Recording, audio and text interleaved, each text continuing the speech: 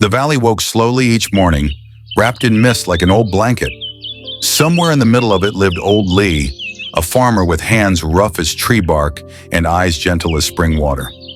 His orchard wasn't big, just a few rows of peach, pear, and orange trees, but everyone said his fruits had something no one else's did, a soul. When people bit into his peaches, they said they could taste sunlight, rain, and even a little bit of his laughter. Old Lee's secret wasn't a secret at all. He just didn't fight nature. While others sprayed their trees with chemicals and chased insects away, Old Lee talked to them. Yes, talk. Every morning before sunrise, he'd walk barefoot into the orchard, rubbing his palms against the trunks. "Morning, old friends," he'd say softly. "I know you're tired, but the sun's coming. Let's do our best today." His neighbors thought he was strange. Some laughed. "You can't talk to trees, Lee," they said. "They don't hear you." He just smiled. "Maybe not with ears, but with hearts. You just need to speak the right way." One year, a young woman named May came from the city. She was a journalist, sharp-minded and curious about everything. She came with her camera crew, ready to uncover what she called the mystery of the sweetest fruit. She watched him work from dawn till dusk, his rhythm slow but steady. She asked, "Uncle Lee, don't you worry about losing your fruits to insects or birds? Doesn't it hurt to see them take what you've grown?" Old Lee grinned. "Ah, but aren't they part of this place too? The birds eat, the trees breathe, I live. We all depend on one another. If I kill everything that bothers me, what peace will be left?" May raised an eyebrow. "You mean you just let them eat your fruits?" He pointed toward one corner of the orchard. Half the fruits were bitten or missing. "That part is theirs," he said. "Every morning I tell them, you can eat here, but don't touch the rest.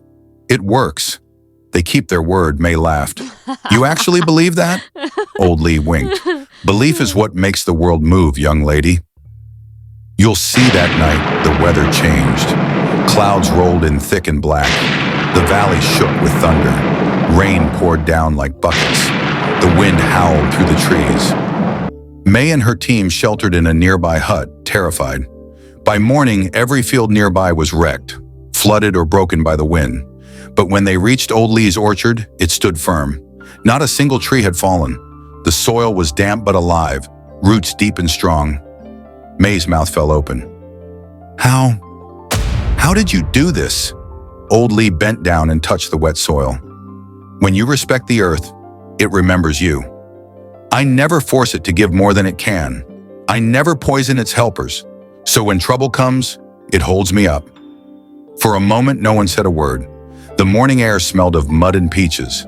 May felt something stir in her chest, a quiet respect. Weeks later, the storm story spread everywhere. A businessman from the city came, wearing a golden watch that gleamed brighter than his smile. "Mr. Lee," he said smoothly, "your fruits are famous now. Partner with me, and I'll make you a rich man. We'll expand, automate, and polish your brand. The whole country will know your name." Old Lee looked at him for a long moment. "And how do you plan to grow so much?" "With fertilizers and perfect packaging," the man said proudly. "The world loves perfection." Old Lee chuckled softly. "Perfection isn't real. Even a peach needs a little scar to taste alive." The businessman frowned. "You're wasting potential."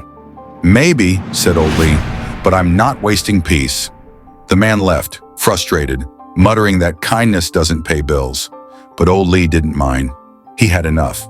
Enough to live, to laugh, to share tea with neighbors, and enough to keep his soil breathing. Months later, May came back again, this time without a camera. She just wanted to visit. She found Old Lee sitting under his peach tree, repairing a broken basket. "Uncle Lee," she said, "your story changed me. I left my job.